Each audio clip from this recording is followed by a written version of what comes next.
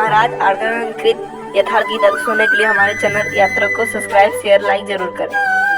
अथ व्यवस्थितान् दृष्ट्वा धार्तराष्ट्रान् कपिध्वजः प्रवृत्ते शस्त्रसम्पाते धनुरुद्यम्य पांडवः।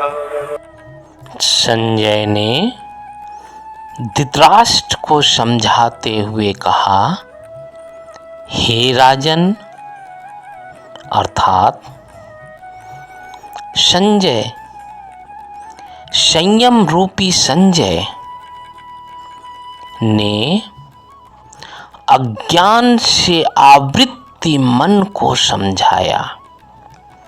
जैसे ही साधक का जीवन संयम रूपी संजय का स्वरूप प्रदान कर लेता है, तो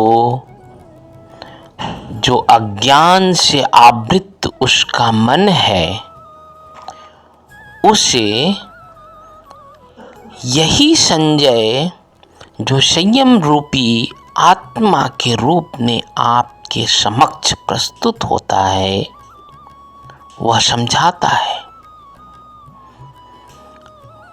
उसने कहा, कपिध्वज वैराग्य रूपी हनुमान, वैराग्य ही ध्वज है जिसका, अर्थात ध्वज राष्ट्र का प्रतीक माना जाता है और ऐसे वैराग्य रूपी हनुमान जो ध्वज के रूप में रथ पर आरूढ़ हैं।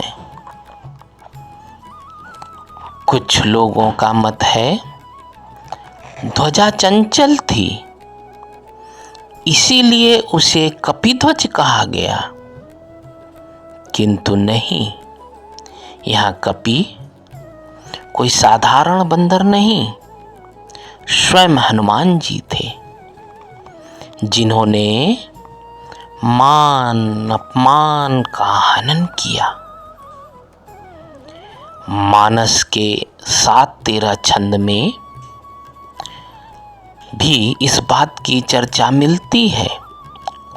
सम्मान निरादर आदरहीन। पातंजलि योग दर्शन में भी 1.15 के तहत यह बात कही गई है कि प्रकृति की देखी सुनी वस्तुओं से, विषयों से राग का त्याग ही वैराग्य है। अर्थात संयम रूपी संजय ने इस मन को समझाया। किस मन को? जो अज्ञान से आवृत है, और अज्ञान से आवृत मन को उचित और अनुचित नहीं दिखाई देता, इसीलिए उसे संजय रूपी मार्गदर्शक की आवश्यकता होती है। और उस संजय को दिव्य दृष्टि किसी योगी के द्वारा ही प्राप्त होती है, और योगी के द्वारा प्राप्त दिव्य दृष्टि ही यह देख सकती है कि कुरुक्षेत्र में क्या हो रहा है। और यह आवृत मन जो अज्ञान से ओतप्रोत है, संजय द्वारा कहे प्रत्येक वाक्य का मनन करती है, चिंतन करती है, और यही साधक के साधना पथ की स्टोन माइल है, जिसे वो देखते हुए सतत अपने मार्ग को प्रशस्त करता रहता है। यूं तो परमपिता परमेश्वर के सभी जन, everybody is the lovely child of the God.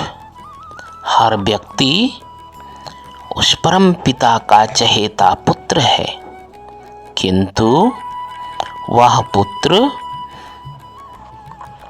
तब तक भक्ति के पंक्ति में नहीं खड़ा हो पाता जब तक से कि योगेश्वर स्वयं पांचजन्य की ध्वनि स्फुरित नहीं करते हैं।